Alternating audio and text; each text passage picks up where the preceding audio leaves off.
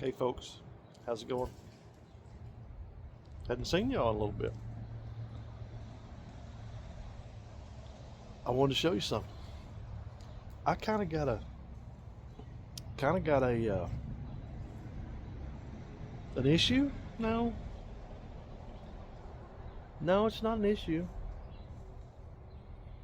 A quandary, maybe a quandary.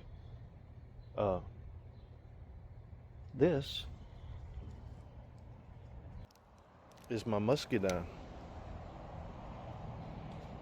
and as you can tell, it has really gotten with it. Now it is planted over on that other line is my grape. I'm wondering if they cross-pollinated, and I'll tell you why. I've not noticed this before.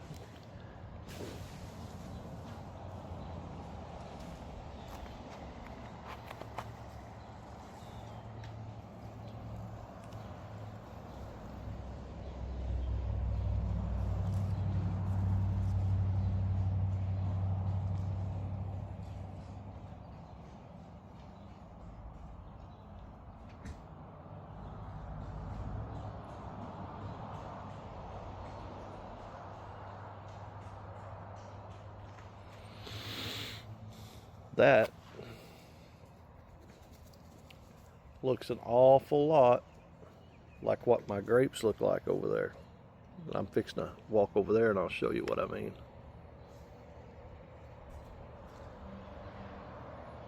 Let's go have a look. Don't get me wrong, that's fine. I just love grapes. They taste so much different than the ones that are in the store, which that's with all fruit that you grow, of course, or all vegetables. But I still like my muscadines the bestest. You know what I'm saying?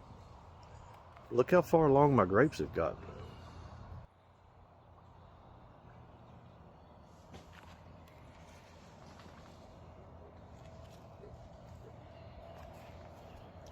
They're doing really good.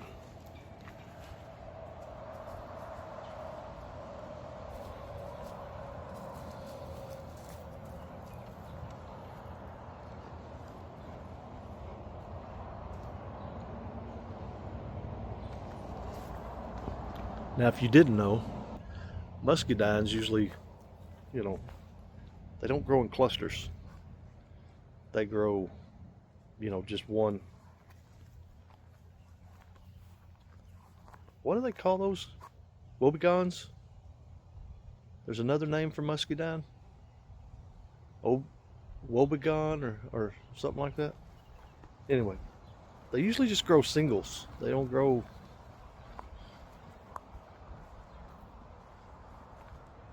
in a cluster. So I don't know. I wanted to show you this too. It's amazing that these have gotten this tall because chickens usually eat them. Ain't those pretty?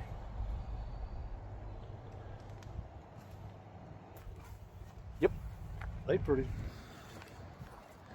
They's pretty. Oh, folks, this week's video has kind of been spread out because, we ain't had one out in a couple weeks. And so there's some things that are probably going to be from a week ago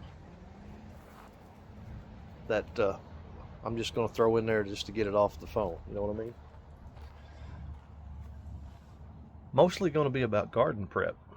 And I don't know if you can see it or not, but oh, that made it really dark. It's not that dark out here, I promise. I don't know if you can see it because it's dark in here. Back there in the corner of the duck house is some duck eggs. And then, if you look here between the feed bucket, some duck eggs.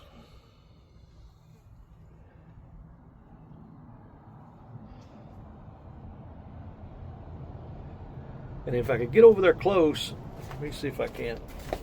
If you look real close, that brown one in there, That's not a duck egg. Yeah. Chickens run in and out of here too, and when they see a nest, they go, "Oh, let me put one in there." Yeah, they say, "Let me put one in there." Hey, kiddos, I'm gonna try to get y'all's picture here in a minute. Yeah, you little speckled suspects.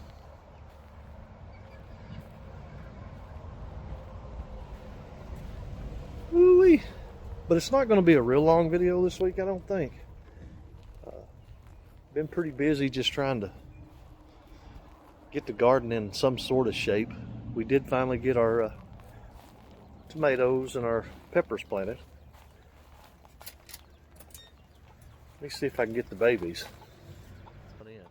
Hey, yeah, y'all getting awful big back there. Yeah, you're getting awful big back there. Huh? Look at yous. Look at yous. Big Daddy Rooster, he said, "Hey, trouble. There's trouble on the line. Let's all go in the house. Let's all go in the house now." See them all? Ain't he pretty? Yeah, I'm not going to go in. I'm not going to bother the babies. No, I'm not.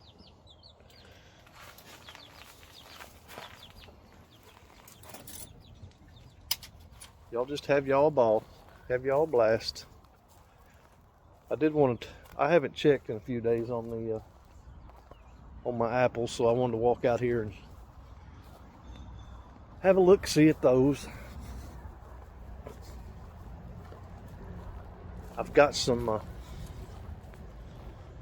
probably got more problems than what I think I got, of course. But I definitely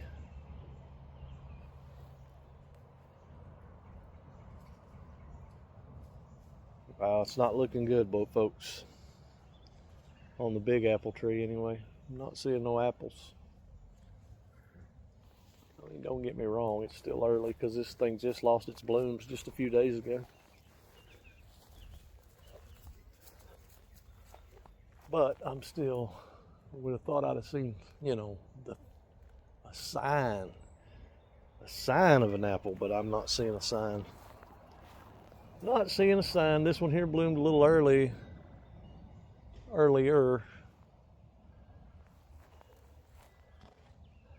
And I'm still not seeing a sign. That's not to say that there won't be, but I'm not seeing anything. Which is surprising and also not surprising because last year was the first year we've ever had any apples on it. So, and then there wasn't nothing to brag about, you know, but at least we got some.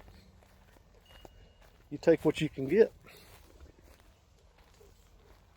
But we do have our peppers and our tomatoes planted. I think we're just going to do some cucumbers. We're not going to do as much as we did last year.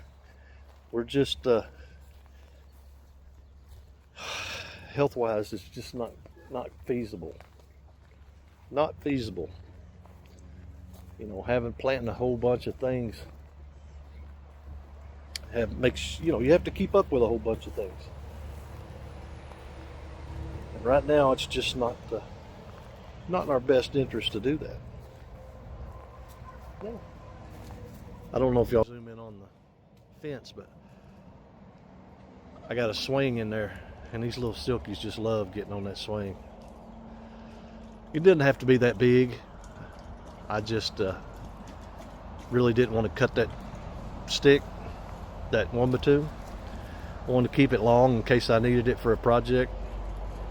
And there's several of them in there, so I thought, well, if they all want to swing, they might need a big stick. What are you kiddos doing? What are you kiddos doing? Y'all are getting awful big.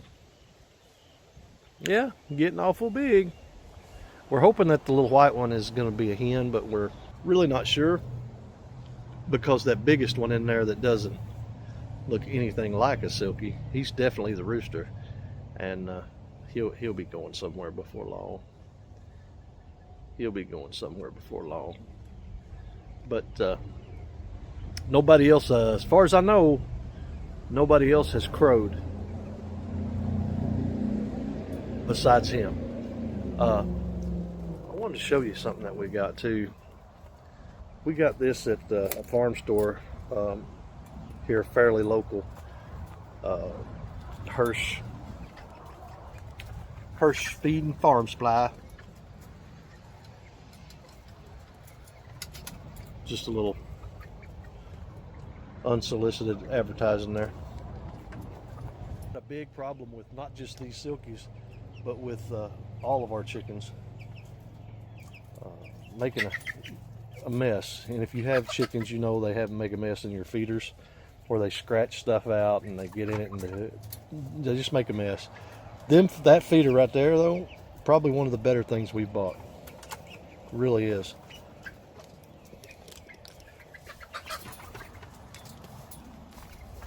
Oh, I'll show you why, maybe.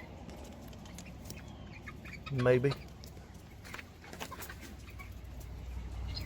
It's not heavy, lightweight, but when they get on it, they can't stand on it because it spins. It spins them off, and it's high enough they can't scratch it out. They can only get their head in there and peck it. But if you look around, there is no mess on the ground at all.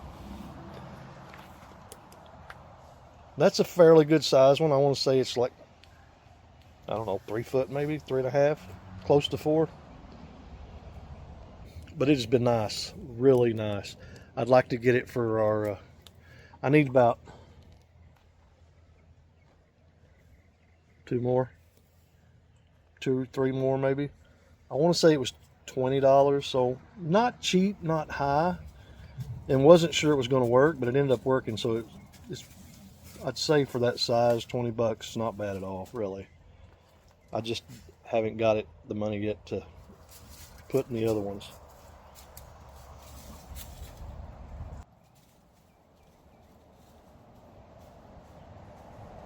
What are you doing there, Snowball? What are you doing there, Snowball?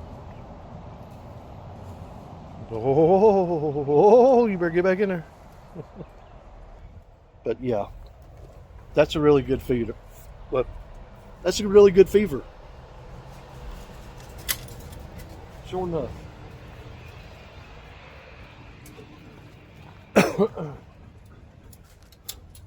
Well, I think I'm going to leave it with you folks. I got to get in here and help the chicken tender / master gardener with some lunch. I think we're going to have chicken. So I'm going to go. It's really wonderful to see y'all again. I mean, not that I can see you. It's really wonderful for y'all to see me again. How's that sound? And I hope God will bless and keep y'all. I hope that you will hit the little subscribe button down there, or the like button down there. It'll help throw us into an algorithm to where other people will come and look at our videos. And the channel isn't growing very fast right now. We're sticking to where we are, but you know what? I'm not putting out as much quality content as I used to. I'm just not. Hopefully that'll pick up. Hopefully it'll pick up. I sure still enjoy making content. So folks, come back and see us right here at Little Nuts Farm. Bye-bye. Hey kiddos, this is the neighbor's little chicken tractor he made. He's got his babies out running around. Hi kiddos.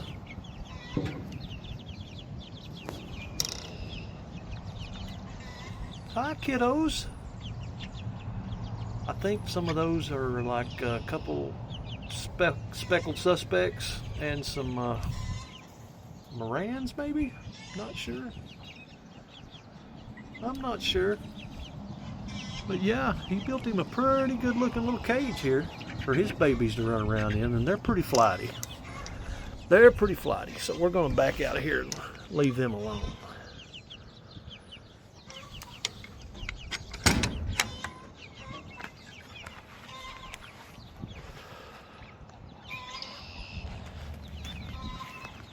Yeah.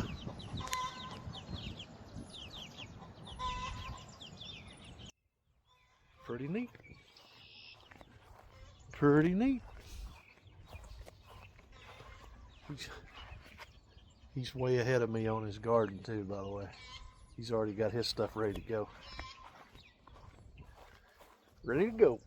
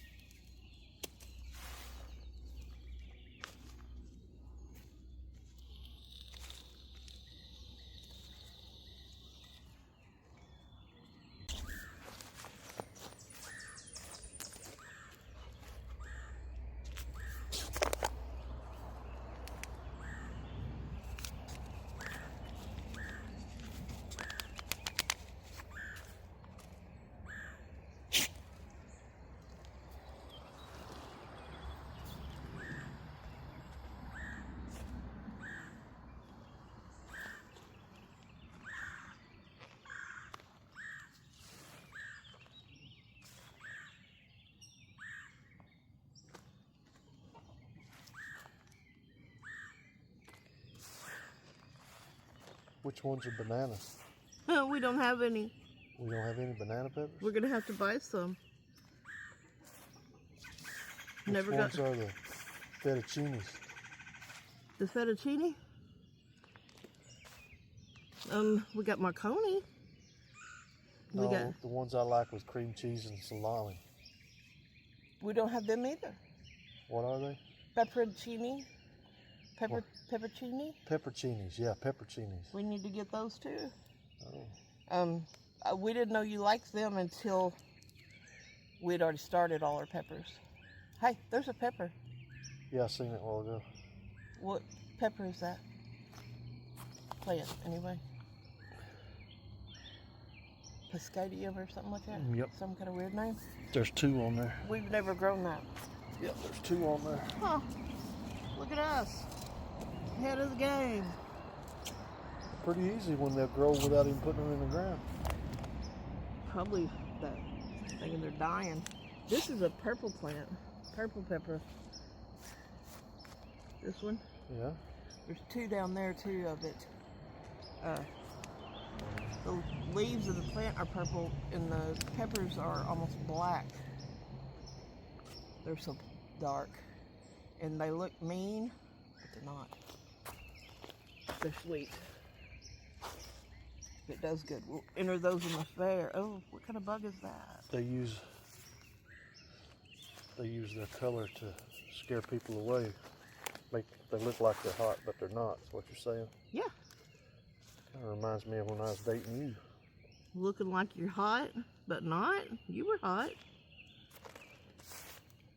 Well, I meant. Or you talking about me?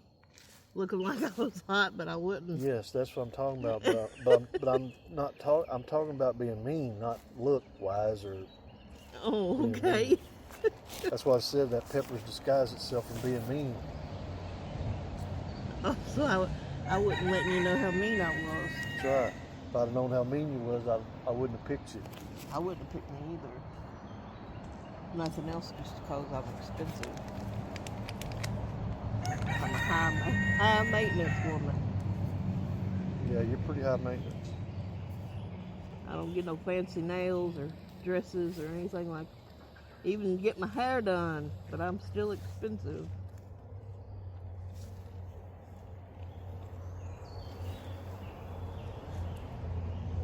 Yeah, we all new plants, peppers this year, except we do have corbachi. Well, our dirt must be good. I keep seeing it. Yeah, I've seen a few worms. I've seen a few grubs though too. Yeah. So what are you putting in the hole? That's calcium nitrate? Yeah, calcium nitrate prevents blossom end rot. Because of the way this is, it's absorbed this season Yes. by the tomato plant. I mean, you could use eggshells and eggs and tums and all kinds of things, but your plant can't take that up. They can't take up eggshells this year.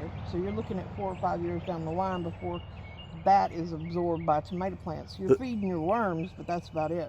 The eggshells, you're saying? Yeah. Yeah, where this goes into the ground immediately. Yeah. This is going to go in like your fertilizer. Water activated. And your plants are going to absorb it this year. Yeah. So you can prevent blossom end rot. And we're just going to do maybe a teaspoon per hole. If you still see blossom rot, you can sprinkle this around your plants as the season goes. This is going to be a marigold hole. We're doing marigolds because of, this will be a marigold hole, so we're not going to put any calcium nitrate in it. Tomato, marigold, tomato. Marigolds. Every other one. And I was fixing to say, tell them why you're doing marigolds. Because marigolds keep the tomato hornworms and other bugs off your plants. That's right. The year we put one between each tomato, we didn't get a single worm on nothing. And if we did get one, he was like... It was an army worm. Like a little army worm, a little green inchworm. Yeah, so every other hole will be marigolds, which we didn't start from seed. No. We'll have to buy them. And we'll try to buy the dwarf ones. We usually do, but we're running late. We're running late this year. The master gardener's not a master this year at all. I missed the whole twice. But anyway, this is calcium nitrate. Best thing you can get to prevent blossom end rot in your plants. Needs to go in the hole when you plant your plant so it can absorb it, and the first fruits will be getting it. If you wait too long, you know, you're going to have plants that get it. You need to show them. our overwintered onions in our voluntary deal. Yeah, I will. I want y'all to look at this overwintered onion. I know it's on camera, you can't tell it, so I'll put my finger down here. Look how big that sucker is. How big's the bulb, can you tell? No, I can't yet. Because to get a big bulb, you're supposed to pull the dirt back. Yeah. That's a seed pod on the top. Yeah, right here. Cut it off. Yeah, if we was to pull this dirt back, that's how you'll get the big onions like you see in the store. But we didn't do that. That's an pleasant little, I say pleasant, I bet that sucker's like trying to gnaw on a tree stump, but that's a surprise. And we also, which there's another one right here. I know it looks like a mess there, but that's one there too. We also got a lot of voluntary deal coming up. So we're going to have deal. We're going to have some deal coming up for sure.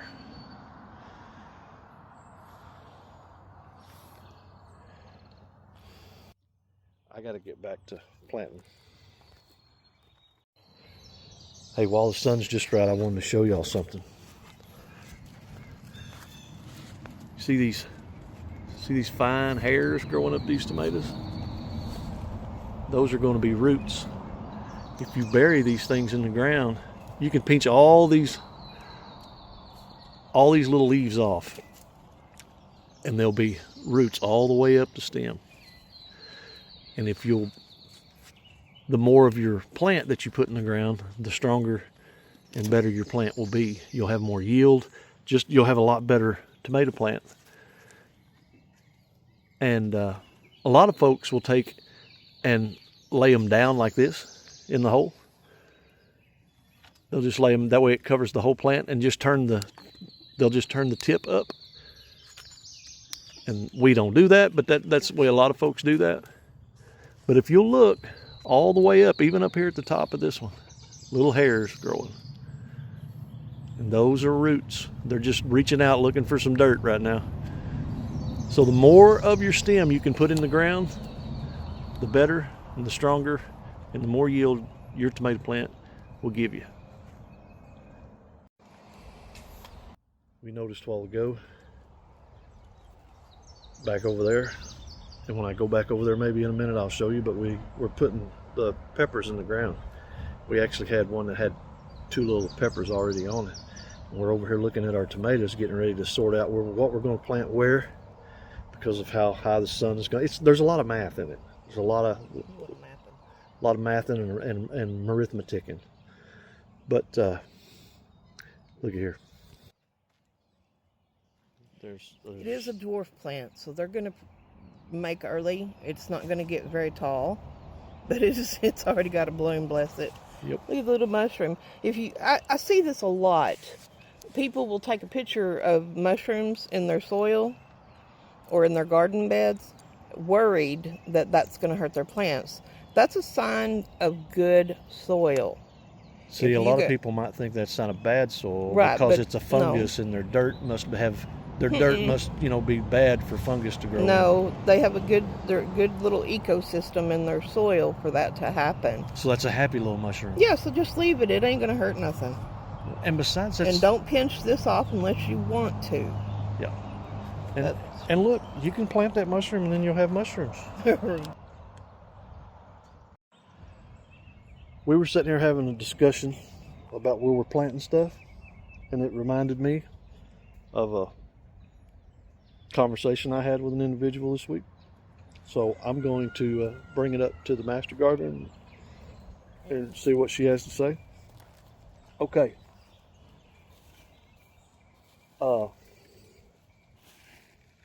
Part of having a successful, let me get where the sun is not blinding y'all. Part of having a successful garden is planning it out. Like I said, there's a lot of mathematics.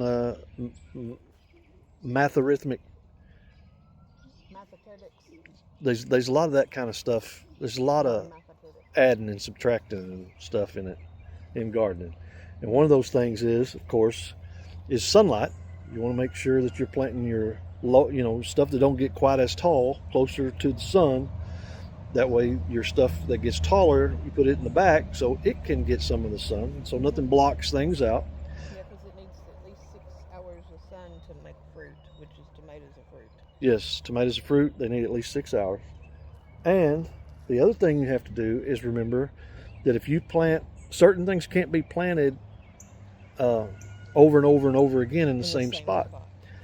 So, because of diseases, absolutely. So, and tomatoes are one of those things. So if you planted tomatoes somewhere last year, you don't want to plant them in the exact same spot this year. So what we are doing is we're putting where we put our peppers last year, we're putting tomatoes, and where we put our tomatoes last year, we're putting peppers. And really, it's peppers and tomatoes are in the same family, so are potatoes, eggplants. Really shouldn't plant where we planted peppers, because disease that attacks tomatoes also attacks peppers. But we didn't have that problem last year. Nothing attacked our peppers as far as disease went. And we don't have an option to rotate. Our garden isn't big enough to rotate everything as much as it should be rotated. Right. So if you cannot plant tomatoes where peppers are, great. But if that's all you can do, like us, that's just all you can do. At least do that. Right. We had a big problem with a blight I've never dealt with before last year from the cold, wet spring. And it rotted our tomatoes at the stem. So we are not putting tomatoes where those were last year. Right. You're asking for trouble if you do that. Yes. Now, this person also asked me, does that go for, does that go fur enough? No. Does that go for raised beds as well? Yes. Because your diseases get into the soil. Leaves fall off your plants. That's why if you have diseased plants, burn them. Burn the leaves and stuff. Don't just let them lay on the ground, because that gets into your soil. That's going to still be there next year. Right. In your garden bed. Whether it's raised or in ground, however your garden, even a pot. If it's a potted plant, I would dump that out. If you had disease, I would dump that out and put new in there. That's the thing with a raised bed. You can't really do that with a raised bed or in-ground garden, but you could put some new soil, topsoil, compost. Right. That's that's one of the benefits of having an above ground bed. You can replace all the soil. Then you don't necessarily have that problem. Right. So it does work the same way, though. You need to wash and bleach your containers. If it's a container plant that had disease and you dump the soil off somewhere, you still need to wash and bleach that container, because soil spores on the container. There you go. So, tip of the day. So that's something, this is a new one that we're trying this year. This is a, what'd you say, sugar booger? Sugar baby dwarf. And dwarf, I'm assuming, means that it's got big hands? Yep. And hairy feet. Hairy feet, hairy toes. That's exactly what it means. They were free, because we don't normally buy cherry tomatoes. No.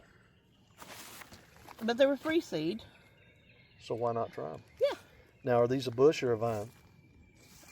You know what I mean? Like a lot of cherry tomatoes. You're talking about determinate or indeterminate? Well, no, I'm just talking about most cherry tomatoes, they're big. They go buck wild and just spread out all over the place. Yeah, usually they're an indeterminate, but we have grown. Remember when we had the orange hat that stayed in a little pot? Yeah. It was a small tomato, dwarf. So it's a determinate, I guess, because it's a dwarf. I'll have to check. It might produce all season. I'll have to check on that, but usually when they stay small, they're determinate. They put all their fruit on at one time, a bush, and they're done. But I don't know. It don't really, size-wise right now, make me think of a dwarf anyway. No, it don't. It's as big as any of our other tomatoes. So, we'll see. It's an experiment. Experimental plant. Why do you think some of our tomatoes are looking a little yellow right now? I didn't fertilize. We did not fertilize. Nope, I didn't.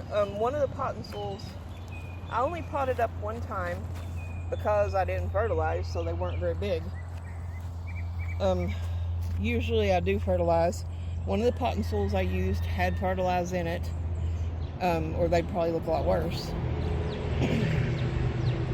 But that's why. That's why there's little and spindly and yellow, is they did not get the attention they needed. Well, we're running late, running behind. This will be the best thing in the world for them right now. In a week, most likely they're going to be dark greener. Yep. And in another week, you won't recognize them. Dark greener. Dark greener. Exactly what they're going to be, dark greener. They'll be a lot prettier color. It shouldn't bother their production or anything. Now that I've got some triple 13, did you tell them that we had triple 13? No, I didn't tell them, but we are fertilizing. And Yeah, we're using triple 13, which is a little bit strong, but it'll be all right. It'll be all right. We want it strong because we're running behind. Yeah, and that's what we've been using is triple 13. Yes, absolutely. And we get a good garden with it. Yes. But normally we till and we put the triple 13 out, and we got the landscape fabric down. That would have been beyond us to rip it up, rip the drip tape up and all that. So we're just doing in the hole. When he was talking about laying down, you dig a trench, fairly shallow. Lay your plants on the side like this and bury that stem all the way up. The plant will naturally go towards the sun.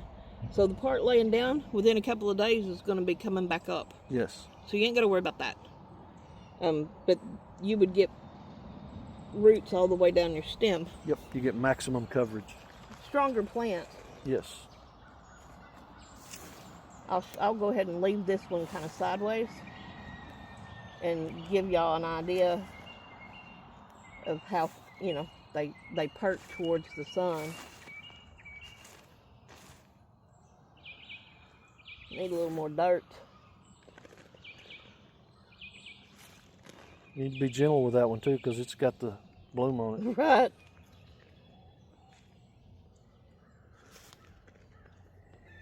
There we go. Look at another worm. Yep. We like seeing them. They're good. We don't do anything that kills them if we can help it. Get in your dirt hole. We got chickens.